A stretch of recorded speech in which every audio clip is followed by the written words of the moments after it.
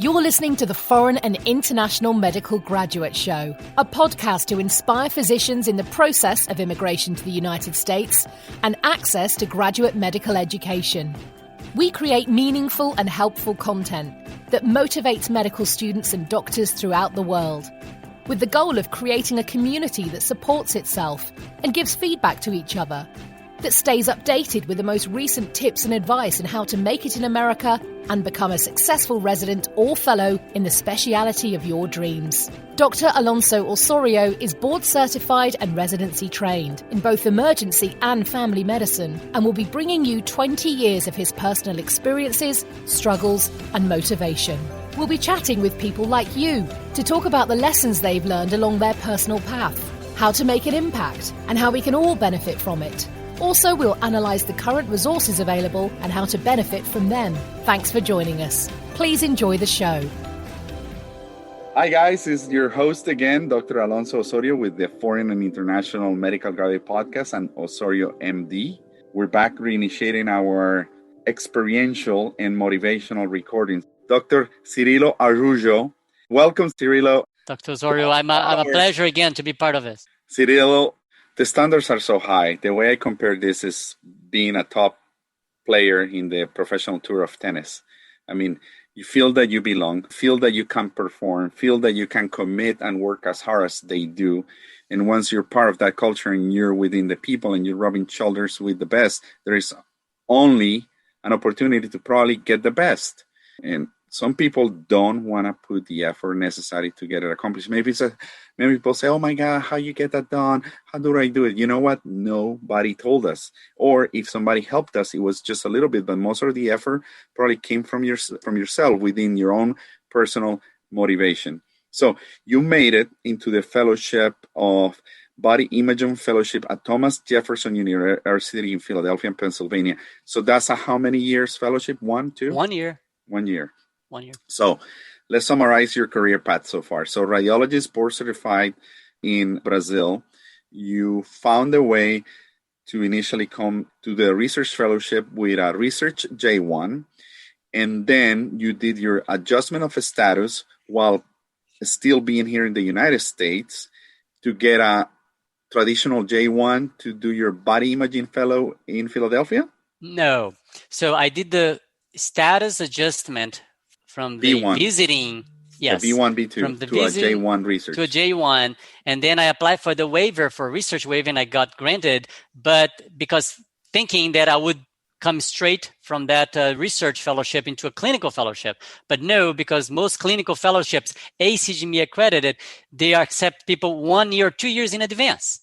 Wow. So I had to stay in Brazil for 1 or 2 years. And then I was looking for an H1 sponsored program, fellowship program, right? So I stayed in Brazil between 2006 and 2008.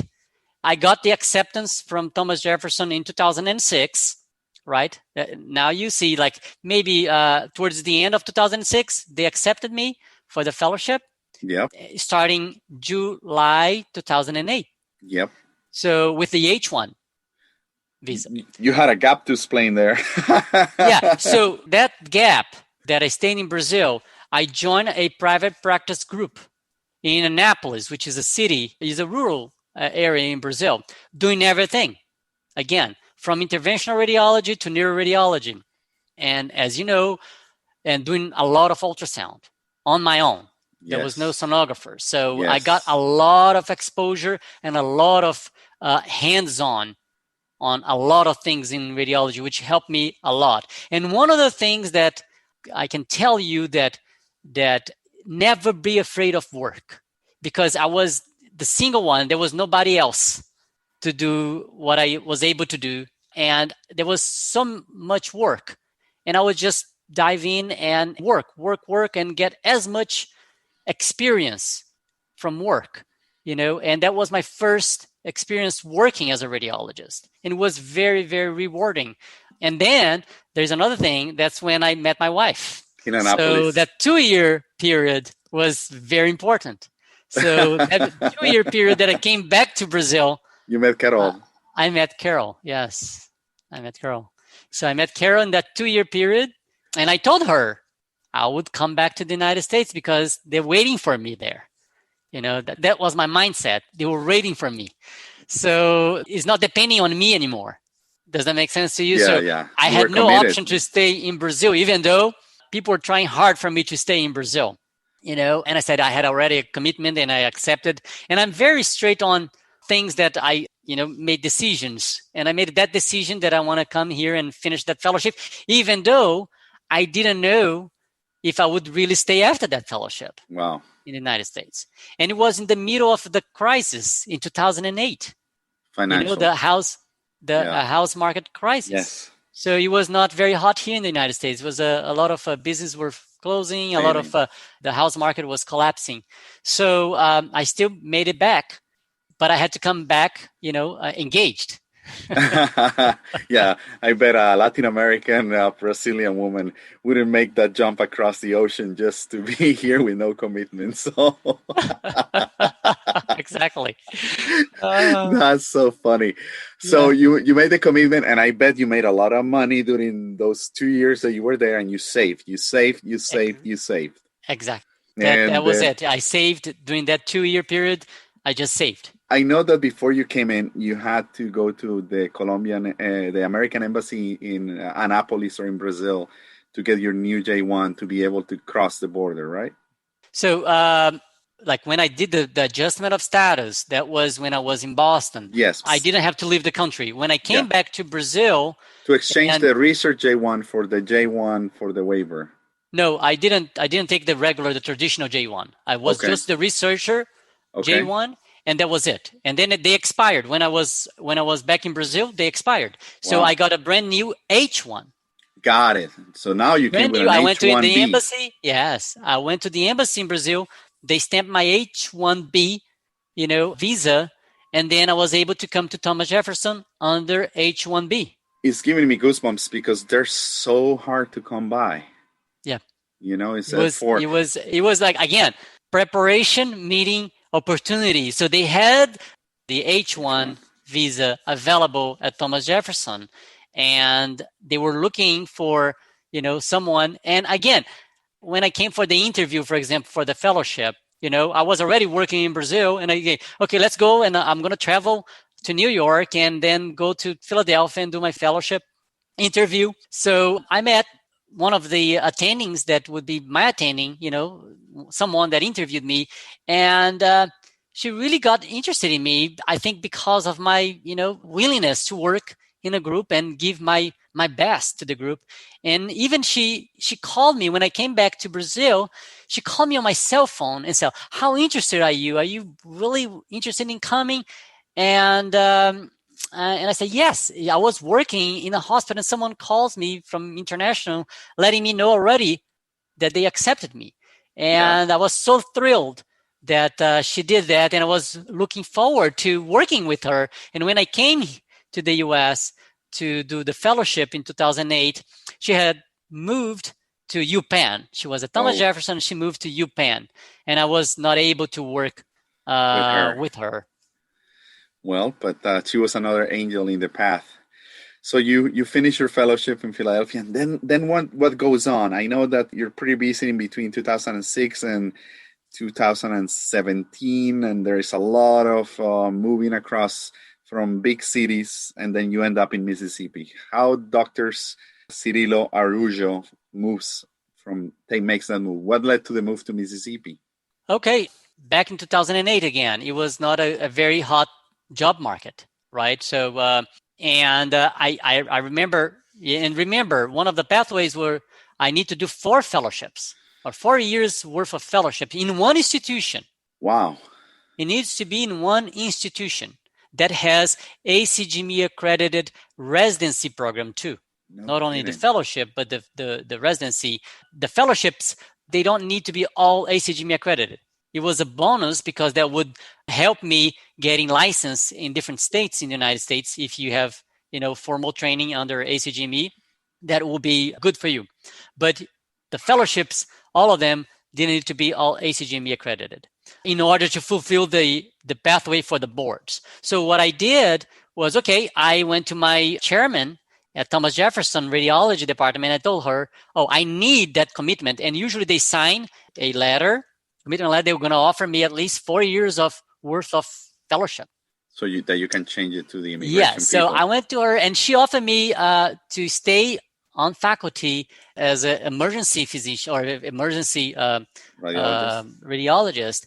And I said, great. So then I was finishing one of my shifts and then walking during the Philadelphia winter, walking home, and someone evening, I think it was a Sunday, a headhunter calls my cell phone in one of those websites that you put your name and that you're looking for, and you specifically say what you need in order to be able to stay here. So my criteria for a job would be the program needs to accept me for a 4-year pathway, so I'll be able to be board eligible in an academic center that has an ACGME accredited residency program in radiology. And this guy calls me out of the blue and tells me, hey, Cyrillo, how are you? I saw that you put your interest in the website. Position. Yeah. And then he told me, I have 2 options for you. And I think I know where you're going to go. Anyway, so one option was Jacksonville here in Florida. And the other option was Mississippi. It was the UMMC, University of Mississippi Medical Center, which is in Jackson, Mississippi, but it's part of the University of Mississippi, Ole Miss, which is in Oxford, Mississippi, but the medical center is in Jackson. And then, okay, I will accept. And they offered me an interview in February, I think. That was around February of 2009. Yes. And I went down there to check it out, to see. I've never been in the Deep South before in the United Deep States. South, yeah, correct. So that was the story. And actually, I will tell you what sold me to go there right away was I did not need to do the 4-year fellowship. Wow. I had to do 4-year commitments, but I would join the faculty. Whoa. So they will accept me not as a trainee anymore, but because of my recommendations, because of my experience and their needs, they needed someone well-rounded, right? So I would do everything and I would stay as an assistant professor. And then I went to see one of the other option for the boards. Not only is the 4-year fellowship training, the other option would be do your residency all over again in the U.S. And the third one, which is rarely happens, is you are hired by an academic department as a faculty, and you're going to be teaching residents, ACGME accredited residents. So that's what happened to me. Again, the preparation meeting the opportunity. So they offer me on the spot, they offer me, and of course my salary would be much different.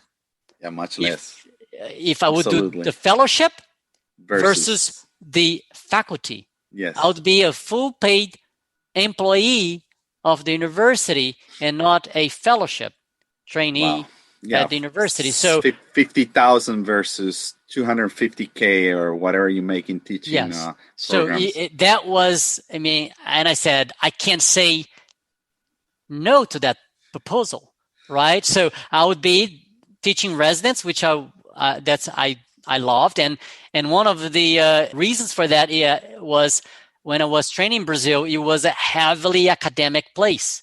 I would give lectures. I would prepare lectures every week and give lectures to the residents in my hospital in Brazil every week.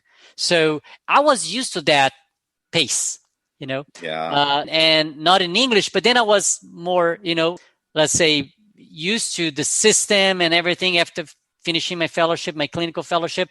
And then I joined there and the chairman offered me the 4-year commitment and I sent it to the board. The board accepted. And then I started my 4-year commitment 4 years, but instead of being a fellow and earning fellowship salary, I would be earning faculty salary, attending salary. To our listeners, what is more remarkable about his motivation is the fact that out of 100 people that could start this career path and this race, They say in everything only 1% accomplishes the goals, but I would say perseverance, meeting the effort, meeting the opportunity, and the doors opening is just because you keep pushing. So just keep pushing. Do not ever give up. It doesn't matter the limitations, the locations, the weather, the financial constraints. You just never know when an angel or an opportunity are going to come across. When someone is going to call you on a Sunday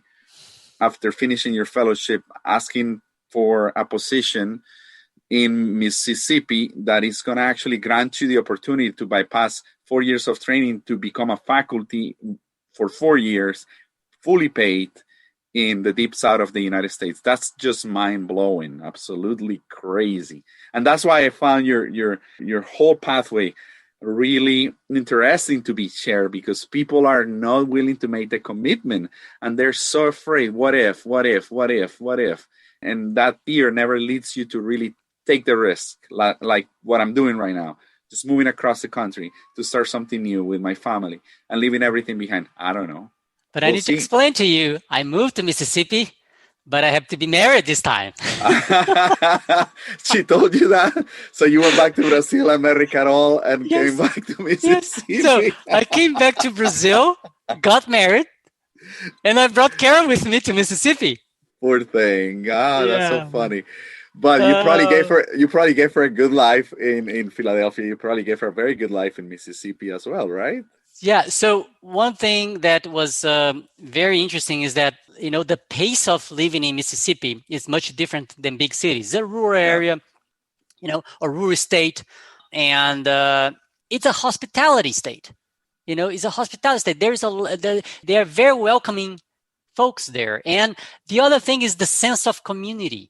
Because you don't have a lot of international and not a whole lot of immigrants. The ones that you find, you create kind of a network. Community. Yeah. A community. So, and you feel like, I think that's when you talk about the tennis community, it's something that you feel like you belong. Yes. When you're in the team that you feel like you belong, you perform well. Yes. You just perform well. Like in tennis, in anything in life, if you have that sense that you belong and you're contributing to that group or that community, you realize that you're part of it. It brings you a sense of fulfillment.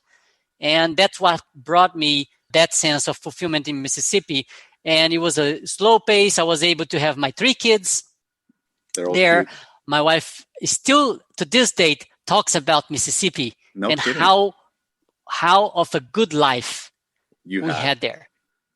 Yes. And she still talks to this day how good was our life there. It's still good here in Tampa, don't get me wrong, but it's a different type of town and a different pace with the kids as well. So raising little kids and how it is, and having the time to spend with them and not in traffic, for example, it was wonderful. There was no traffic. There was no, it was great. It was great. The Foreign and International Medical Graduate Podcast is proudly sponsored by nextdaypodcast.com. As I said, nextdaypodcast.com. They provide podcasters like me with affordable podcast editing services with 24 hours turnarounds. You simply send them your raw recordings and they do the rest. If you're not podcasting right now at this moment, check out their amazing podcast launch packages. I'm one of those that is extremely satisfied. And if you use the promo code Medical Next Day, that's Medical Next Day, you will receive 10% of any of their services. Again, that's nextdaypodcast.com. So you had very successful years that obviously seems that you enjoy quite a bit. You were there from January 2006 all the way up to December of 2017.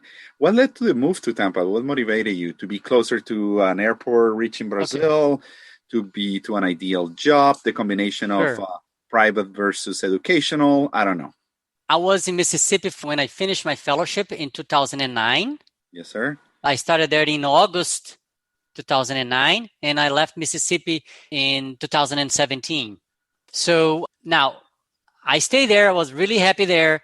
One thing that we used to do was going to the coast, to the Panhandle, and spending summertime there. And then the other thing would drive to Orlando to Disney. And I would meet, my wife's family, my in-laws, and her brother in Orlando. Usually we would do that every year. So that's how, and sometimes or every 2 years we would fly to Brazil. So in the summer of 2017, we did that. We came straight to Orlando, and then on the way back to Mississippi, we stopped in Orange Beach, which is a beach in Alabama. And my wife told me, "Why don't you start looking? Because I'm missing my family, and we're driving back to Mississippi, and we don't have family here. Why don't you look around in Florida or closer, so we can be closer to the family there?" And in that year, the following year, her brother was moving to Orlando, and I said, "Okay, this is a major shift, right? Major decision." So I looked it online for jobs here, and I sent my CV to 2 places in Florida. That Sunday, we came back, on a Friday. We stayed Saturday on the beach, and then we came back on Sunday. And when I got home, at night, kids were sleeping, I sent out my CV or application for curiosity, to 2 places: Jacksonville, Mayo Clinic, Jacksonville, and Moffitt Cancer Center here in Tampa, Florida. And the following week, the chairman at the Moffitt, the radiology department, the Moffitt Cancer Center, calls me to see if I was really interested in the position. Wow. And then I had to discuss with my wife, right? Because now we have a real opportunity here. And again, the experience in meeting the opportunity. And I told her, look, the kids are almost getting to, kindergarten and first grade. We're going to be close to your family. And I don't think that we need to make, it's going to be hard for us to make a decision. Let me go there and do the interview and check it out. So I came here and I interviewed for the position I really liked. It's a fantastic place. It's a great place, the culture, the work that they do for cancers throughout, not only in Florida, but there are people that comes, throughout the world to be treated here. It's amazing. It is truly amazing. And again, being part of that, to me was like calling. It was truly a calling. And then, without telling my wife, but she knows now, I signed the contract. No way. I signed the contract. I told her, look, we need to do this. I signed the contract. When they sent it to me, I mentioned to her. She said, yes, we need to do this move. But she didn't specifically say, sign the contract. So, but I signed it and sent it back. The night she said, we need to make the move. She said that, we need to make the move. And I signed the contract, sent it back. And then a week later, she said, what about the contract? Are we really signing it? Or 3 days later, she said that. They send the contract. Are you signing it? And I told her, yes. We're moving. We're moving. And then our start date would be December 2017, the same year. So crazy. And that my story, coming to Tampa, Florida. Obviously, now, before I say the move, we came already. We were green card holders, right? So when I was in Mississippi, I transferred my H-1B from Thomas Jefferson that I had. I was able to transfer to Mississippi, the H-1B, and I applied for the green card, right? So I applied for the green card while I was there, and I was granted the green card while in Mississippi. That's a very interesting path that many people probably should be aware. I mean, I think the easiest way to obtain a green card without having to come back to your native country now is getting an H1, and the H1 definitely allows you to have that. And the length of the H1, I think, is every 2 years gets renewed, right? Yeah, I think there is up to 6 years, 6 to 8. I'm not sure on that. And it gets tricky because then you need to find a job and so forth. So go back to our podcast on immigration law. Contact Mrs. Gretziskin if you want to find out about recruiters like he did and I did. go to the previous podcast on recruiting. We have a little bit of everything for everybody because there's so many little caveats and tricks that you just kind of learn on the go. But, that's why we're here, to share all this kind of information. Cyrillo, you and I have shared so much information over the last 45 minutes to an hour, and I think we actually touch on every single topic that I wanted to speak to you about. Definitely, what people worry the most is like, oh my God, if I'm a radiologist in Colombia or if I'm a radiologist in India, how can I become a radiologist in the United States? And I have one specific follower that wanted to speak with a radiologist on the show, and now he's going to be more than grateful to hear your personal experience because it's unique, and perseverance and just keep searching for that gap is what led you to be a successful board certified radiologist in the United States, and with so many degrees behind your credentials. And right now, obviously, an associate professor for the Morsani College of Medicine at USF, and senior member of the Department of Diagnostic Imaging and Interventional Radiology at Moffitt Cancer Center here in Tampa, which is one of our most prominent, if not one of the most prominent cancer institution in the Tampa Bay area and the surroundings.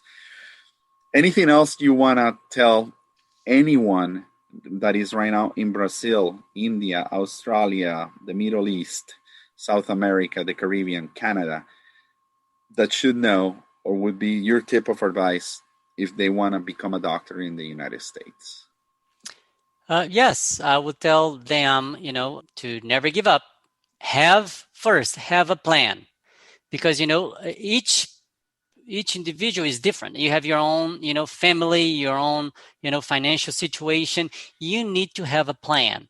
Have a plan, and then have a plan B too, in order something doesn't go exactly the way you wanted. So it's always important to have a plan and do your research on the specialty that you want. If you need to do a residency again here, I don't have much experience with that. But I'll be available if they can contact me through you.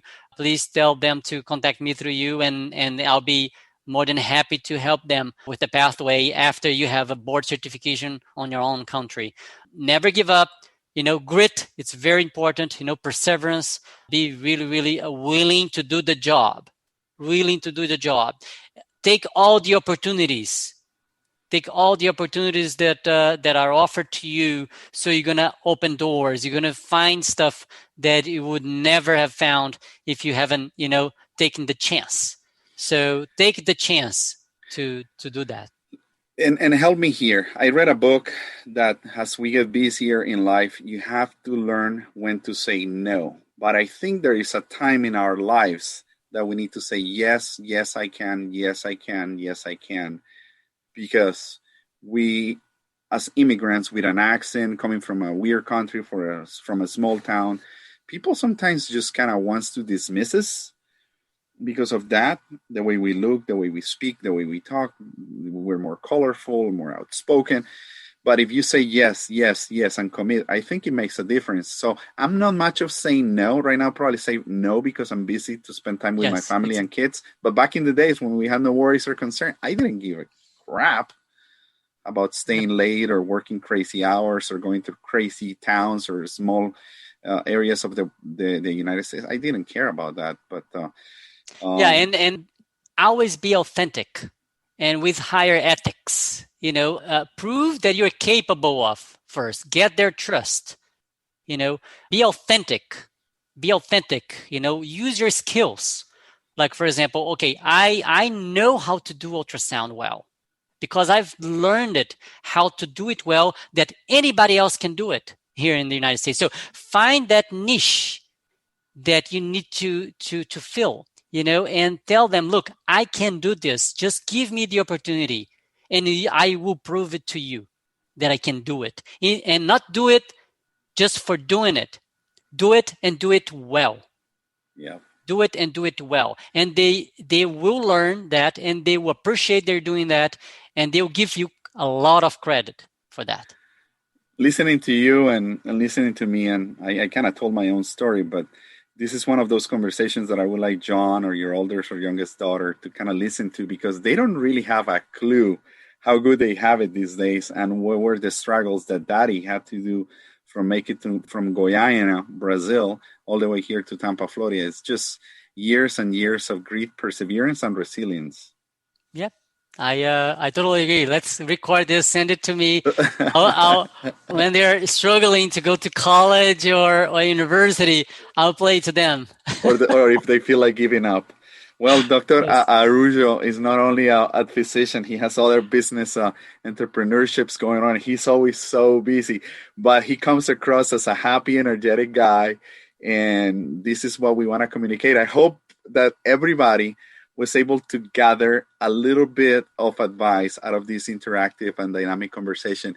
And you know, sometimes you put questions out there and I sent you a big file, but I think as things kind of move along, we got to talk about everything that I wanted you to share with our listeners and with me. So I really appreciate that you got to get this done today before I go to work, and that you took some time of your busy life to share your personal life. Let us get into your house and let these 24,000 followers be aware of what we're doing. And I just want to keep them motivated. So thank you so much. Dr. Osorio, your history is impressive too. I'm glad to be part of it now that you invited me to your, your pack. So I'm honored, and I'm at your disposal. So if you need me, just or anybody in your group, let me know. I'm willing to help.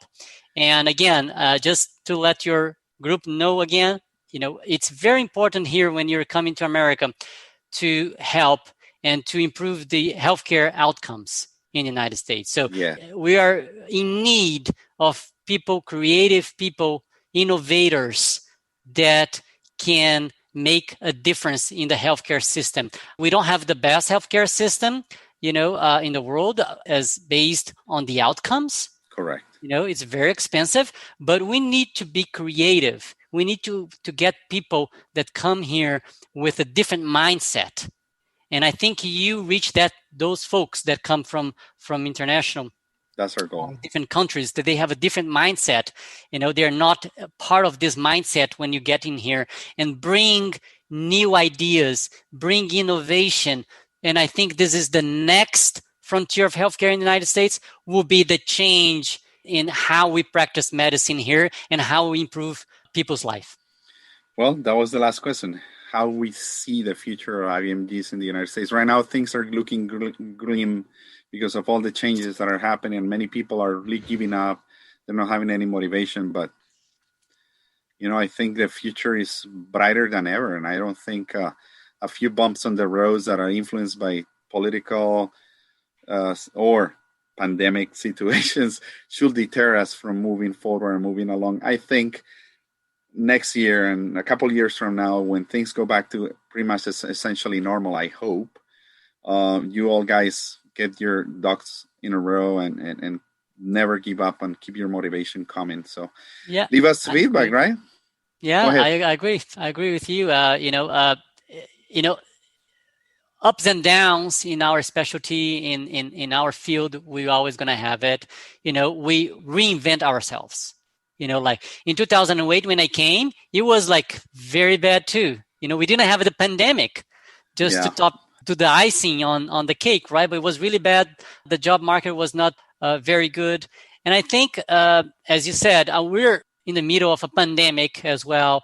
There are a lot of things changing in healthcare. The digital world is changing. Absolutely. And we'll need to change the way we educate, the next physicians, next generation, and I think will happen, and but the most important thing is, your focus needs to be improving people's lives, improving outcomes, whenever you need the healthcare system and customer service kind of saying, the same thing that, you have in a hotel chain, that you need to serve, our patients and put them at the center of care. I don't know when, we're going to have that, big change. I think we're in the middle of that change. And there are a lot of things, as you said, political courses, and that's going to happen. But I don't think that you need to be discouraged by that. And I'm an optimistic. Look, even if the situation is grim and not looking good, just turn it around, twist it the way you want to make your mind see the bright spot, and then just follow it. That's how you need to do it in life. That's the mindset that I have in life. Even though, we have all setbacks, right, in life. So just look for the bright spot. Learn from the mistakes. Learn from life. You're going to learn from life. You're going to learn from your mistakes. Learn from it. Acknowledge that you made a mistake, or acknowledge there was a problem, there was a setback. Learn from it. And I'm a big quality guy in healthcare as well. So I got involved with quality while in Mississippi. Here in Tampa, I am the director of peer learning for the physicians. So we are just humans. AI is coming to help us, not to confront us, I hope. That's my optimistic statement there. Artificial intelligence. Yeah. Artificial intelligence is coming to augment our capacities, to help us, like in the ER, for example, you have artificial intelligence already for scheduling, probably for a lot of things happening. It won't replace certain functions that we are best at, cognitive functions that we are best at, but it will give us more time to do what we do best with interaction, talking to patients, interacting, showing compassion or compassionate care, that the patient is not going to see a machine, but we'll be there. I think we will have a very important role in the future. It's going to be different. I'm sure it's going to be different, but that's the mindset that we need to have, I think. This is gold. Cyrillo, everybody probably will be asking how old you are, because you keep the passion and the motivation is still going. So you said this doctor might be a brand new doctor just doing it for a couple of years. How old you are now? I'm 43. And you've been a physician, graduated from your medical school for 20 years now. 20 years. Yeah. And I came to the U.S. in 2008. In 2001 for the internship in Miami, and then I stayed here more definitively since 2008.